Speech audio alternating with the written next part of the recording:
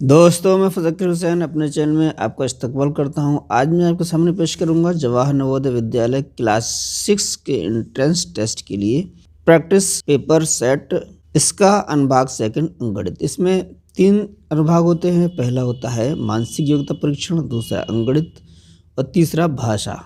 तो आज हम अनुभाग 2 अंकगणित के क्वेश्चन पेश कर रहे हैं। ये प्रैक्टिस सेट है। अनुभाग फर्स्ट में 40 क्वेश्चन आते हैं और अंकगणित के 20, भाषा के भी 20 क्वेश्चन आते हैं, यानी 80 प्रश्न आते हैं टोटल, और टोटल मार्क्स होते हैं 100। तो 40 प्रश्न होंगे हमारे मानसिक योग्यता परीक्षण के और 41 से शुरू होते हैं मैथ पोर्शन। तो मैथ का पहला प्रश्न है और पेपर का 41वां प्रश्न होगा। ये उन सभी अभाज्य संख्याओं का जो 17 से बड़ी नहीं है योगफल है। तो 17 से बड़ी नहीं है यानी 17 से छोटी है। तो 17 तक के जितनी भी अभाज्य संख्याएं हैं उनका हम योगफल निकालेंगे और इसमें देखेंगे कि किस ऑप्शन में हमारा आंसर सही आ रहा है। तो हमें 17 तक की अभाज्य संख्याओं का योग निकालना है। तो इसमें देखते हैं, सबसे पहले शुरू होती है, सबसे छोटी अभाज्य संख्या है वो 2 है, उसके बाद 3, 4 हमारी अभाज्य नहीं है, 5 अभाज्य है, उसके बाद 6 नहीं है, 7 अभाज्य है, और 8 नहीं है, 9 नहीं है, 10 नहीं है, 11 अभाज्य है। अब आगे चलते हैं, 12 नहीं है, 13 अभाज्य है। 13 के बाद 14 अभाज्य नहीं है, 15 भी नहीं है और 16 भी नहीं है, और 17 भी हमारी अभाज्य है। तो 2 से लेकर हमारी जो 17 तक की अभाज्य संख्या है उनका हमें योग निकालना है, क्योंकि 17 से बड़ी नहीं होनी चाहिए। तो अब इसमें जोड़ लेंगे, 2, 3, 5 हो जाएंगे, 5, 10 हो जाएंगे, 10 में 7 जोड़े 17, 17 में से 11 जोड़ दिए तो ये 28 हो गया, 28 में 13 जोड़े तो 41, 41 में 17 जोड़े तो ये हमारे आ जाएंगे 58 यानी 58।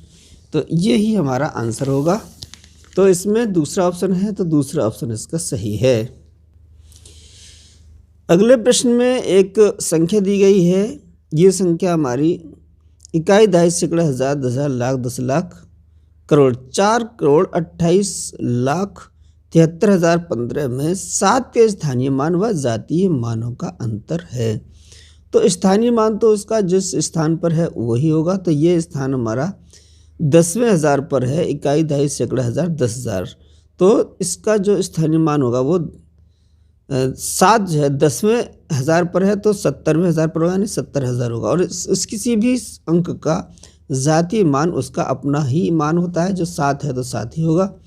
तो इसमें से हम क्या करना है, हमें अंतर निकालना है। तो ये इस जो संख्या दी गई है इसमें 7 का स्थानीय मान जो है 70,000 है। तो इसमें हम क्या करते हैं, 7 लिख लिया, इसके बाद जितने अंक हैं उसकी जगह 0 लिख लेते हैं। तो 3 की जगह 0, 0 की जगह 0, 1 की जगह 0, 6 की 7, 5 की जगह 0। तो अब इसमें और 7 का जातीय मान 7 ही होगा, तो 7 इसमें से माइनस कर देंगे। तो इसको माइनस करने के लिए क्या करें, 0 में से 7 नहीं घटेगा, यहाँ भी कुछ नहीं है, यहाँ से हम 2.5 लें तो यहाँ भी कुछ नहीं है, यहाँ भी कुछ नहीं है। तो इसमें क्या होगा, ये उधार लेने जाएगा, इससे 2.5, इस पर कुछ नहीं है, ये पहुँचेगा इस पर भी नहीं है तो ये पहुँचेगा इस पर, तो इस पर नहीं है तो ये इससे लेकर आएगा। तो यहाँ से 1 2.5 लेगा तो इस पर 10 हो जाएंगे, तब इसको ये 1 2.5 दे देगा, तो यहाँ 9 बचेंगे और यहाँ भी 10 हो जाएंगे। फिर ये इसको देगा तो यहाँ 9 रह जाएंगे, यहाँ 10 हो जाएंगे, और ये इसको देगा तो यहाँ 10 हो जाएंगे, यहाँ पर 9, यहाँ भी 9 और यहाँ भी 9 बचेंगे। अब 10 में से 7 घटा देंगे तो ये बच जाएंगे हमारे 3। यहाँ 9 है, 9 के नीचे कुछ नहीं है, यहाँ भी 9 है और यहाँ भी 9 है, यहाँ से 1 2.5 जा चुकी है, तो फिर ये 6 बचते हैं। तो ये बचेंगे 69,993।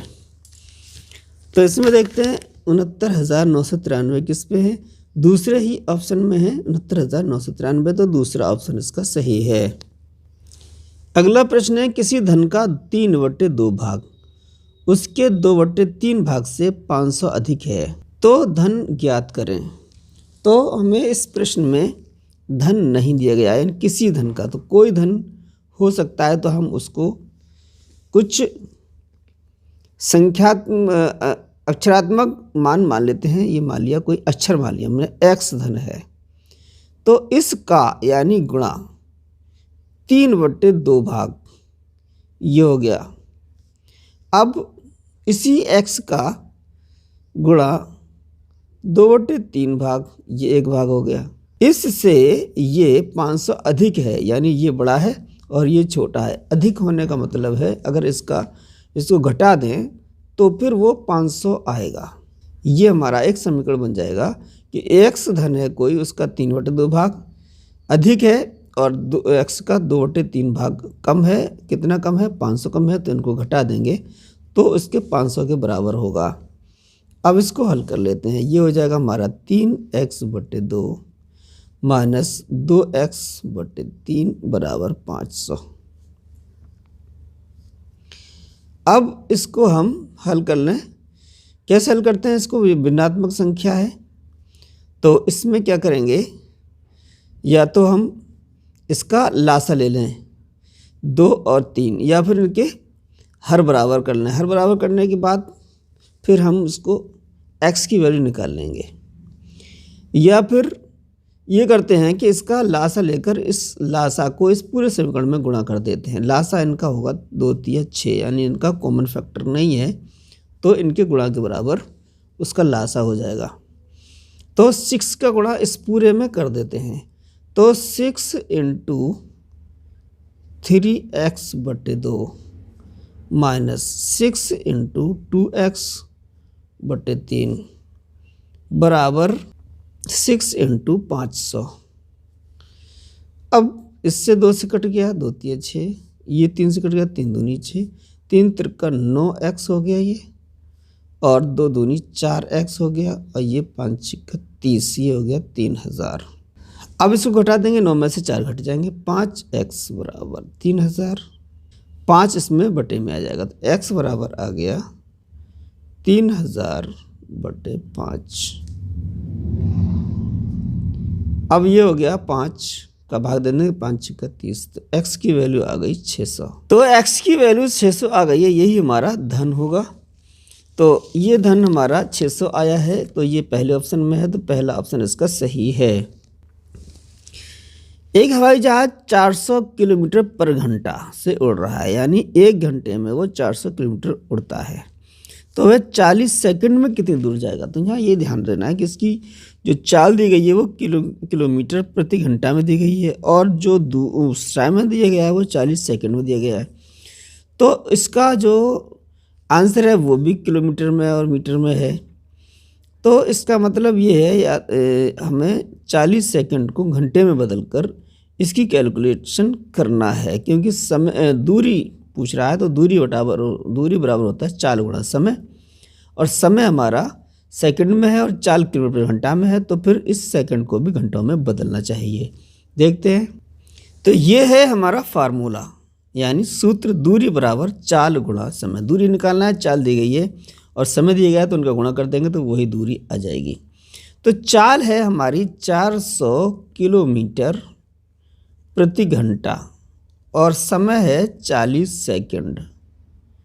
तो हम कैलकुलेशन करेंगे एक ही यूनिट में, यानी हमारा मात्रक सेम होना चाहिए, तब हम कैलकुलेट कर सकते हैं। तो 40 को भी हम घंटे में बदलेंगे, 40 सेकंड है वो, तो ये हो जाएगा हमारा 400 गुणा 40 सेकंड को हम बदल रहे हैं घंटों में, तो 1 घंटे में कितने सेकंड होते हैं? तो 1 मिनट में 60 सेकंड और 1 घंटे में 60 मिनट। तो ये 60 गुणा 60 कितना हो जाएगा? 3600।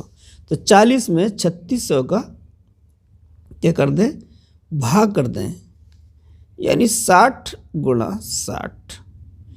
1 मिनट में 60 सेकंड और 1 घंटे में 60 मिनट। तो ये हो जाएगा हमारा, घंटों में बदल जाएगा ये।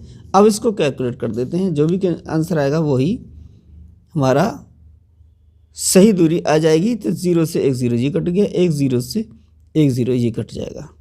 अब ये 3 से कट सकते हैं, 2 3 तो है नहीं यहाँ पर, 2 से कट सकते हैं, 2 दूनी 4, 2 3 6, ये भी इस 2 से कट जाएंगे, 2 3 6। अब हमारा जो संख्याएं बची हैं वो ऊपर बचा है 40 और नीचे बचा है 3 त्रिका 9।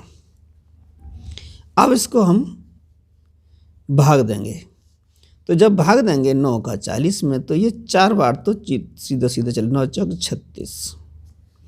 तो तो ये आ जाएंगे 4 किलोमीटर, सीधा सीधा। अब यहाँ से बचेंगे 4 किलोमीटर और बचे। अब इसको मीटर में अगर बदल दें, क्योंकि आंसर हमारा किलोमीटर और मीटर में दिया गया है, तो मीटर में बदल देंगे तो 1 किलोमीटर में 1000 मीटर होते हैं, तो ये 4000 मीटर हो जाएंगे। अब इन 4000 में भाग देंगे हम, फिर 9 का भाग देंगे, तो ये आ जाएगा 9 चौक 36। 4 बचते रहेंगे और 4 बार भाग जाता रहेगा, तो यहाँ आ जाएगा 4 किलोमीटर और 444 मीटर। तो ये दूरी आ रही है हमारी। तो इसमें है 4 किलोमीटर 444 मीटर, तो दूसरा ऑप्शन हमारा सही है। दो संख्याओं का योग 180 है तथा उन संख्याओं का मासा 12 है, तो संख्याओं के ऐसे कितने जोड़े संभव हैं? तो इसमें हमें निकालना है। जैसे कि दो संख्याएं हैं जिनको जोड़े तो 180 हो जाए, लेकिन उनका मासा 12 है, यानी ऐसे दो टुकड़े किए जाएंगे इसको जो 12 से पूरे पूरे विभाजित हो जाएं। तो पहला तो ये हो सकता है कि 12 हो, तो पहली अगर 12 है तो दूसरी हमारी 168 हो जाएगी। पहली 24 है तो अगली संख्या 156 हो जाएगी। इसी तरीके से हमारी संख्याएं बढ़ती जाएंगी इधर, और इधर 12 घटते चले जाएंगे। तो ये चलेंगे हमारे 12 सत्ते 84 तक। 84 इधर होंगे तो इधर हो जाएंगे हमारे 96, और आगे 12 अट्ठे 96 इधर हो जाएंगे, तो फिर अगला इधर 84 हो जाएगा। तो ये संख्याएं रिपीट होती जाएंगी। तो ये हमारे यहाँ तक ही जोड़े बन सकते हैं, यानी 180 के आधे कर दें और आधे में 12 का भाग दें, 12 अट्ठे 96 होते हैं, 12 सत्ते 84, तो फिर 7 जोड़े हमारे बन सकते हैं, 12 सत्ते 84 तक जाएगी। तो ये जोड़ों की संख्या हमारी 7 जोड़ों की संख्या जो है संभव है। तो इसमें जो आंसर होगा वो चौथे ऑप्शन में है, तो चौथा ऑप्शन हमारा सही है। अगले प्रश्न में दिया गया दो संख्याओं का योगफल 165 है एवं उनका मासा 15 है, वैसी संख्याओं का सही युग्म है। तो ये क्वेश्चन तो बिल्कुल सेम है, लेकिन आंसर थोड़ा बदल दिया है कि सही युग्म, इनमें से एक, इसमें युग्मों की संख्या संभावित पूछिए कि कितनी युग्म हो सकते हैं। तो यहाँ पर एक युग्म दिया गया है, चारों में एक सही है। तो संख्याओं का योग 165 है, तो देखते हैं इन युग्मों में जिसका योग 165 हो वही युग्म हमारा सही होगा। तो ये देख रहे हैं इसमें जोड़े 135 और 30 165, ये हमारा युग्म हमारा 165 बन रहा है, तो ये सही हो सकता है। अगले देखते हैं ये 180 बन रहा है, और ये जोड़े 5 5 10 70 140 हो रहा है, तो ये 8 9 70 170 हो रहा है। तो ये तीनों ही इन युग्मों का योग 165 से ज़्यादा है, सिर्फ यही है जिसका योग 165 है, तो यही युग्म हमारा सही होगा। और ये 15 से दोनों ही डिवाइड हो रहे हैं, 15 दूनी 30 15 90 135, तो पहला ऑप्शन हमारा सही है। ये प्रश्न 8 मीटर लंबे और 6 मीटर चौड़े कमरे के फर्श को ढकने के लिए 4 डेसीमीटर भुजा वर्गाकार वाली कुल कितनी टाइलों की आवश्यकता होगी? तो इसमें हम देखें कि लंबाई चौड़ाई मीटर में दी गई है, और जो फर्श को ढकने के लिए टाइल की ज़रूरत है उसकी भुजा 4 डेसीमीटर में दी गई है। तो इस डेसीमीटर को भी मीटर में ही हम बदल के इसको सॉल्व करेंगे। तो इसका क्षेत्रफल निकालेंगे, इसका फर्श का क्षेत्रफल और एक टाइल का क्षेत्रफल। तो पूरे फर्श के क्षेत्रफल में एक टाइल का क्षेत्रफल से भाग दे दें, तो फिर हमारी टाइलों की जो आवश्यकता है उसकी संख्या आ जाएगी।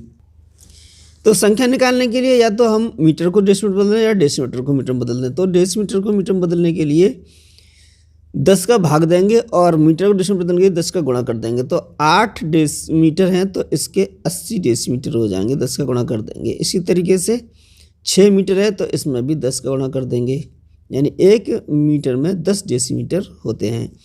तो ये आ जाएगा हमारा फर्श का क्षेत्रफल। अब इसका डिवाइड कर दें टाइल का क्षेत्रफल। तो टाइल का क्षेत्रफल 4 डेसीमीटर वर्गाकार है, तो लंबाई भी 4 और चौड़ाई भी 4। अब इसको हल कर लें तो वही हमारा क्या आ जाएगा, टाइलों की संख्या। तो टाइलों की संख्या याद रखें, टाइलों की संख्या कितनी आएगी, फर्श का क्षेत्रफल में एक टाइल के क्षेत्रफल का भाग दे देते हैं। 4 से 8 कट जाएगा, 4 दूनी 8, और इस 4 से इनमें से कोई नहीं कट रहा, लेकिन 2 से कट रहे हैं। 2 3 6 और 2 पंजे 10, तो ये आ जाएगा हमारा 10, और ये 2 भी बचा है अभी हमारा, और ये आ गया 3 और ये आ गया 5। तो ये आ जाएगी हमारी संख्या गुणा करने पर 20 या 60 और 60 पंजे 300। तो 300 टाइलों की जरूरत पड़ेगी। तो इसमें उत्तर में देखें 300 जो संख्या दी गई वो चौथे ऑप्शन में दी गई है, तो चौथा ही ऑप्शन हमारा सही है। यह है 48वां प्रश्न। ये दशमलव की ही संख्याएं दी गई हैं, तो इसमें क्या करना है। 0.5, 0.3, 0.5, 0.2, और ये 0.5 गुणा 0.9, या प्लस है या गुणा है। तो इसको हम कैसे सॉल्व करेंगे। इसको सॉल्व करके इसका मान कितना आएगा वही हमारा आंसर होगा। तो ये हमारा क्वेश्चन दिया गया है। इसमें 0.5 0.5 दोनों में है, तो इसको हम कॉमन ले सकते हैं।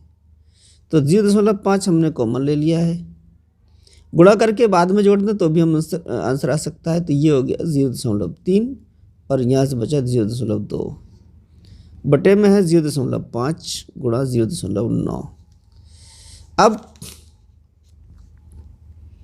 0.5 तो ये है, अब इनको जोड़ दिया तो ये भी 0.5 आ गया है, बटे 0.5 गुणा 0.9। 0.5 एकम, 0.5 ये एक बार चला गया। 0.1 के बाद यहाँ भी है, 0.1 के बाद ये भी है, तो दशमलव हट जाएगा, तो यहाँ से आ जाएगा 5/9। अब 9 में 5 का भागते हैं तो कितना आ जाएगा, 9 पंजे 45। इसमें भाग जाएगा नहीं, 5 में 0 दशमलव लगा लेंगे, तो 5 बचेगा, फिर 50 हो जाएगा, 9 पंजे 45, 9 पंजे 45, 5 ही आता रहेगा, और ये सिलसिला कभी ख़त्म ना होगा। अब इसको हम डिनोट करते हैं, वो 5 रिपीट हो रहा है, तो जो संख्या रिपीट हो रही है उस पर बार लगाकर, तो इसमें आ जाएगा 0.5 बार। तो ये है 0.5 बार, तो दूसरे ऑप्शन में है, तो दूसरा ऑप्शन ही हमारा सही है। यह प्रश्न दिया गया है 49वां है। 0 3 4 7 और 8 ये हमारे अंक हैं, इनसे बनी सबसे बड़ी संख्या और छोटी संख्या का अंतर कितना होगा। सबसे बड़ी संख्या निकलने के लिए हम बाएं तरफ से शुरू करेंगे और अवरोही क्रम में लगाते चले जाएंगे इन अंकों को। तो 8 सबसे पहले लिखेंगे, उसके बाद 7 लिखेंगे, उसके बाद 4, और उसके बाद 3, और उसके बाद 0। ये हो गई सबसे बड़ी संख्या। और सबसे छोटी संख्या निकले, इसका उल्टा कर देंगे। 0 अगर हम यहाँ से शुरू करते हैं तो ये संख्या बनेगी हमारी 0, उसके बाद 3, फिर 4 7 और 8। अब अगर इस तरीके से अगर हम लिखते हैं तो ये सबसे जो बाईं तरफ है 0, ये गिना नहीं जाएगा। 1 2 3 4 अंकों की संख्या बनेगी, इसलिए हम 3 को इधर लिख लेते हैं और 0 को इधर लिख देते हैं। अब ये 5 अंकों की ही संख्या बन जाएगी। तो इसका अंतर पूछा गया, इसको माइनस कर देंगे, तो ये हो जाएगा 10, इधर से दाई लेंगे, 10 में से 8 घटाएंगे, 2 बच जाएंगे, यहाँ से 2 बच गए, 2 7 नहीं घटेंगे, इधर से दाई लेंगे, 12 में 7 गए, 5 बच जाएंगे, यहाँ रह जाएंगे 3, 3 में से 4 नहीं घटेंगे, तो फिर इधर से दाई लेंगे 13, 13 में से 4 घटाएंगे, 9 बचेंगे। अब यहाँ 6 रह जाएंगे, तो 6 उतार लेंगे, यहाँ रह जाएंगे 5, 8 में से 3 घटाए, तो ये हो जाएगा हमारा 56,952 संख्या आ जाएगी। तो इसमें देखते हैं 56,952 संख्या हमारी चौथे ऑप्शन में है, तो चौथा ऑप्शन इसका सही है। ये प्रश्न प्रत्येक 3 सेंटीमीटर किनारों वाले 2 घनों को सिरे से सिरे तक जोड़कर एक घनाभ बनाया जाता है, तो घनाभ का आयतन कितना है। तो घन किसे कहते हैं, तो घन हमारी त्रिविमीय ऐसी आकृति जिसकी विमाएं आपस में लंबवत हैं और तीनों विमाओं की जो माप है वो समान है, तो ये हमारी घन कहलाएगी आकृति। तो ये एक घन बना लिया हमने जिसकी लंबाई और चौड़ाई और ऊंचाई बराबर होगी, यानी 3 सेंटीमीटर होगी। ये त्रिविमीय आकृति बन गई है, इसको हम कहेंगे घन। इसकी प्रत्येक लंबाई यानी चौड़ाई, ऊंचाई सारी ही विमाएँ क्या हैं 3-3 सेंटीमीटर के हैं। ऐसे ही एक और ये 2 घन हमने सटा कर रखे हैं, इतने ही घन को हमने रिपीट कर दिया है, एक घन ये, एक घन ये, इसकी माप 3 सेंटीमीटर है, तो ये भी 3 हो जाएगा, ये भी 3 और ये भी 3। तो इसकी जो लंबाई है वो हो जाएगी 6 सेंटीमीटर, 3 ये और 3 ये, 6 सेंटीमीटर हो गई। इसकी चौड़ाई जो होगी वो भी 3 रहेगी और ऊंचाई भी 3 रहेगी। तो अब इस घनाभ का आयतन हमें निकालना है। तो घनाभ का आयतन का फॉर्मूला ये होता है कि लंबाई गुणा चौड़ाई गुणा ऊंचाई। तो लंबाई हमारी 6 सेंटीमीटर हो गई है, चौड़ाई 3 ही रही और ऊंचाई भी 3 सेंटीमीटर रही।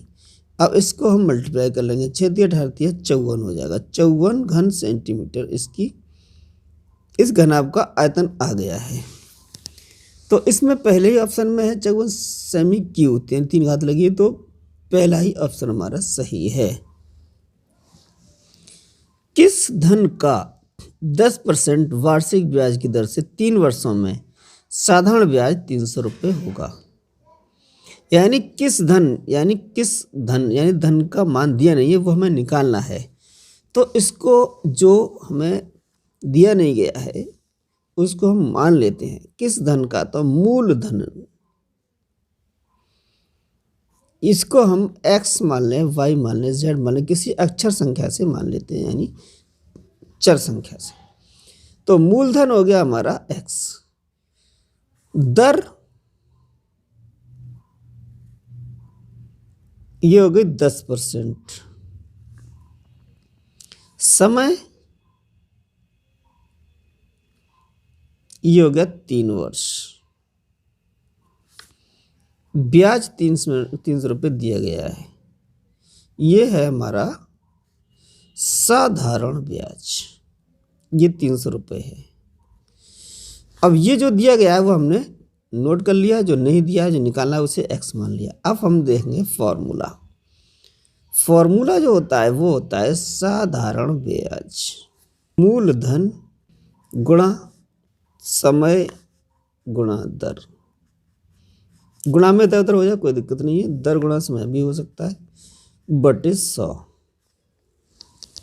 अब जो कुछ हमने यहाँ नोट किया है उसकी जगह वो वैल्यू पुट कर देते हैं। तो ये है साधारण ब्याज, ये है हमारा 300 बराबर मूलधन है हमारा x, समय है 3, दर है 10, बटे में है 100। अब यहाँ से x की वैल्यू निकालना है, तो वही धन हमारा आ जाएगा। यहाँ का अगर सॉल्व करें तो 1 0 से ये 1 0 कट जाएगा, यानी 10 का भाग चला जाएगा, 10 से कम 10 और 10 ढाई 100। अब कोई भाग नहीं जा रहा है, तो अब x की वैल्यू निकालना है। तो x तो हमारा इधर रहेगा, ये 10 बटे में है तो इधर गुणा में आ जाएंगे, पक्षांतर हो जाएगा, पक्षांतर में उल्टा होता है, और ये 3x गुणा में है तो ये बटे में आ जाएंगे। अब इसको हल सॉल्व करेंगे तो वही हमारा आंसर हो जाएगा, यानी x की वैल्यू जो हमें धन माना था वो उसकी वैल्यू आ जाएगी 3 एकम 3 एक बार चला जाएगा 100, तो ये आ जाएगा 100 गुणा 10, यानी जो धन है वो आ गया 100 ढाई 1000।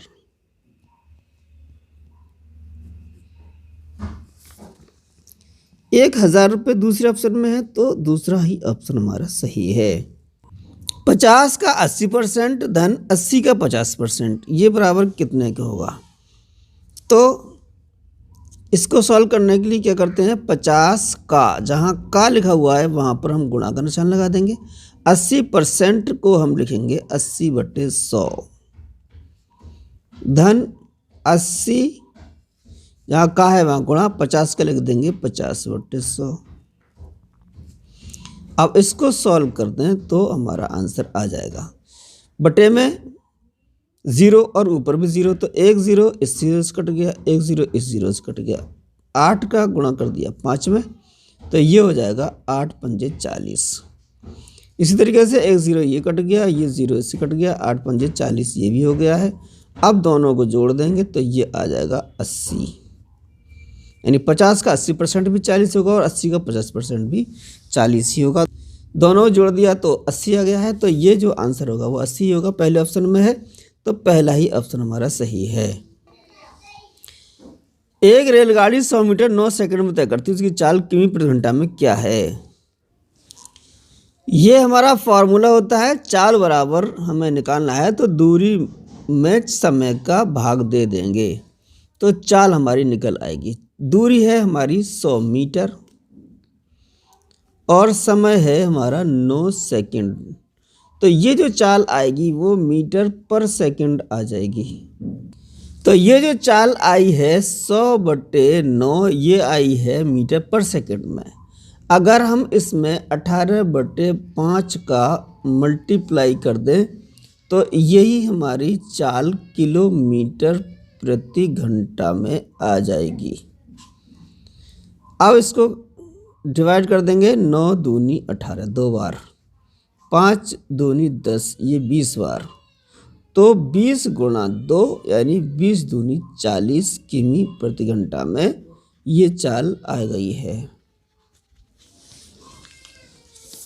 तो 40 किमी प्रति घंटा चौथे ऑप्शन में है, तो चौथा ही ऑप्शन हमारा सही है। रवि कुछ टॉफियाँ 1 रुपए की 2 की दर से खरीदता है, उन्हें 1 रुपए की 5 की दर से बेचता है, उसका हानि का प्रतिशत कितना है। यानी 1 की 2 खरीदी और 1 की 5 बेची, ज़ाहिर है ज़्यादा दे रहा है तो हानि ही होगी। अब वो हानि प्रतिशत में निकालना कितनी होगी, तो हम एक टॉफ़ी का क्रय मूल्य और विक्रय मूल्य निकालते हैं। तो 1 रुपए में 2 टॉफ़ी, तो 1 टॉफ़ी कितना में होगी। 1 टॉफ़ी 2 रुपये, 1 रुपए में 2 टॉफ़ी आ रही हैं, तो 1 टॉफ़ी आएगी 1/2 में यानी 50 पैसे में। अब ये हो गया हमारा क्रय मूल्य। अब विक्रय मूल्य, 5 टॉफ़ी 1 रुपये में बेचता है, तो 1 टॉफ़ी कितने में बेचता है, 1/5 में। अब 5 का भाग देंगे तो ये हो जाएगा 0, 5 दूनी 10 यानी 20 पैसे में वो 50 पैसे में खरीदी, वो 20 पैसे में बेची, तो ज़ाहिर नुकसान होगा। तो हानि कितनी हुई, हानि होगी 0.5 में से 0.2 घटा दें तो ये हानि होगी 0.3।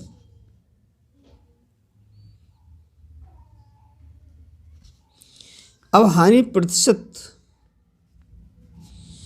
परसेंट निकालने के लिए क्या करते हैं, जो हानि हुई है वो उसमें गुणा कर दें 100 का और बटे में क्रय मूल्य लिख दें। इसको सॉल्व करेंगे तो आंसर आ जाएगा 0.30। ये हानि हुई है बटे और क्रय मूल्य है 0.50। अब दशमलव 2 के बाद ये, 2 के बाद ये, दशमलव से दशमलव हट जाएगा, तो ये आ जाएगा हमारा 30 गुणा 100/50। 1 0 से 0 कट गया, 5 दूनी 10। अब 3 दूनी 6 और 0 यानी 60% उसको घाटा हुआ है। 60% हमारा है चौथे ऑप्शन में, तो चौथा ऑप्शन इसका सही है।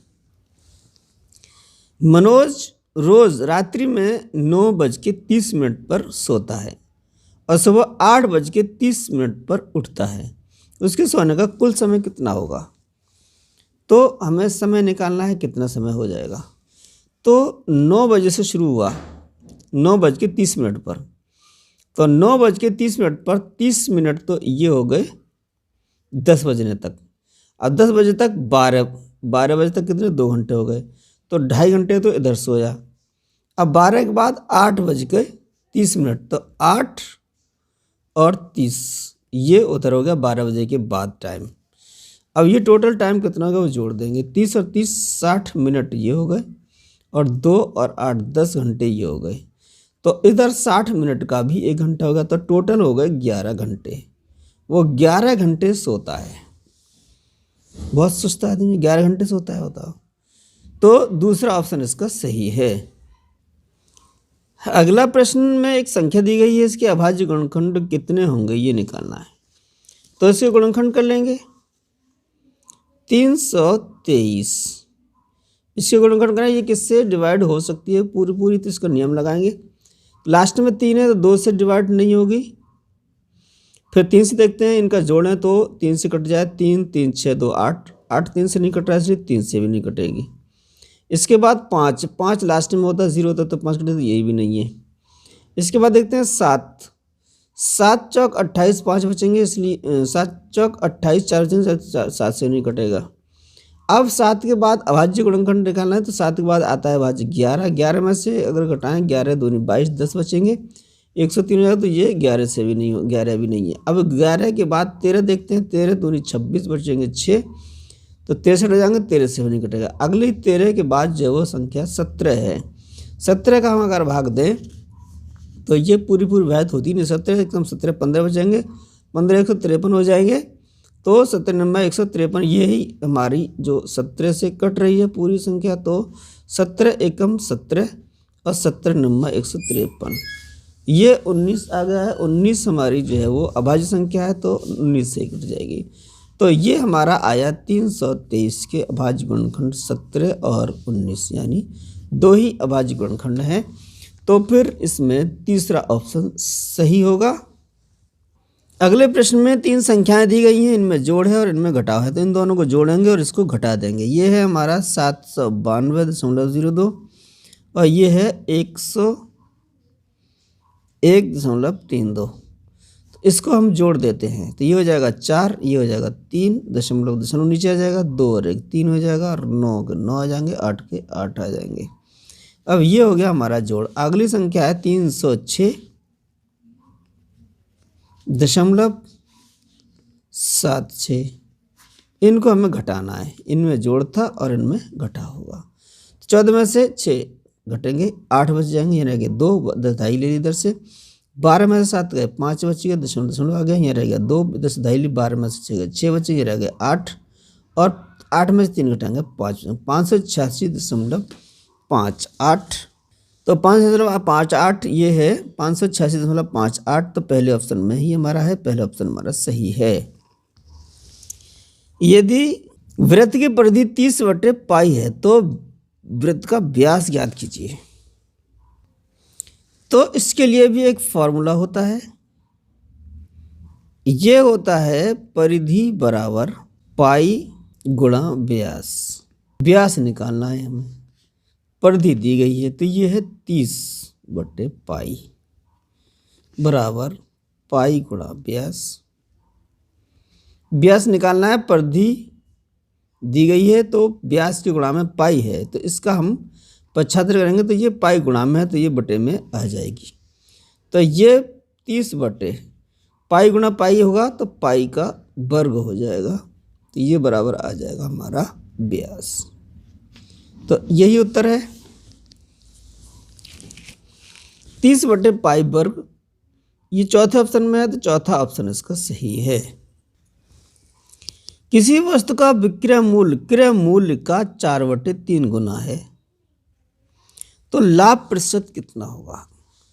तो किसी वस्तु का विक्रय मूल्य हमें दिया नहीं है, क्रय मूल्य मान लेते हैं, क्रय मूल्य बराबर x।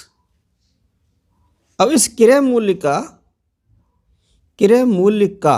जगह हम गुणा कर देंगे, 4/3 है, तो ये आ जाएगा हमारा विक्रय मूल्य। अब तो लाभ कितना हुआ, लाभ बराबर होता है विक्रय मूल्य में से क्रय मूल्य घटा देते हैं, विक्रय मूल्य ऋण क्रय मूल्य।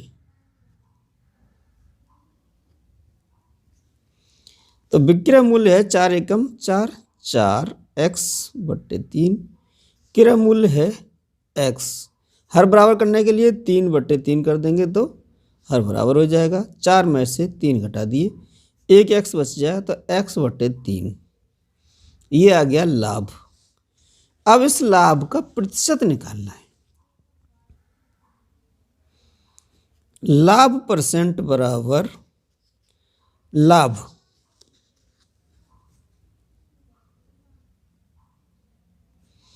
गुणा 100 बटे क्रय मूल्य। लाभ कितना हुआ? x/3 गुणा 100। क्रय मूल्य हमने माना था x, तो x से x कट गया है। 100 में 3 का भाग देंगे, 3 त्रिका 9 बचा 1, 3 त्रिका 9, 1/3% आ जाएगा। तो ये है चौथे ऑप्शन में 33 सही, 1/3%। तो चौथा ऑप्शन इसका सही है। यह है 60वां प्रश्न और इस क्वेश्चन पेपर का लास्ट। 5 टन 9 कुंटल में कितने क्विंटल होंगे? तो कुंटल 9 तो कुंटल ये ही है। अब 5 टन को भी कुंटल में बदलना है। तो 5 टन, 1 टन होता है 10 कुंटल का, 1 टन है 10 कुंटल का, तो 5 टन हो जाएंगे 50 कुंटल के। 50 में 9 कुंटल और जोड़ दें तो ये आ जाएंगे 59 क्विंटल। तो यही हमारा क्या है आंसर होगा। तो इसमें पहले ही ऑप्शन में दिया है 59 कुंटल, तो पहला ऑप्शन ही हमारा सही है। तो ये है हमारा अनुभाग 2 अंकगणित का सॉल्यूशन। ये प्रैक्टिस पेपर है। तो जवाहर नवोदय विद्यालय की क्लास 6 की एंट्रेंस टेस्ट की तैयारी करने वाले छात्रों के लिए उम्मीद है ये लाभदायक साबित होगा। तो इसी तरह की वीडियो के लिए हमारे चैनल को सब्सक्राइब करें। सारे जहाँ से अच्छा है दोस्ता हमारा, हम बुलबुल हैं इसकी ये गुलसिता हमारा।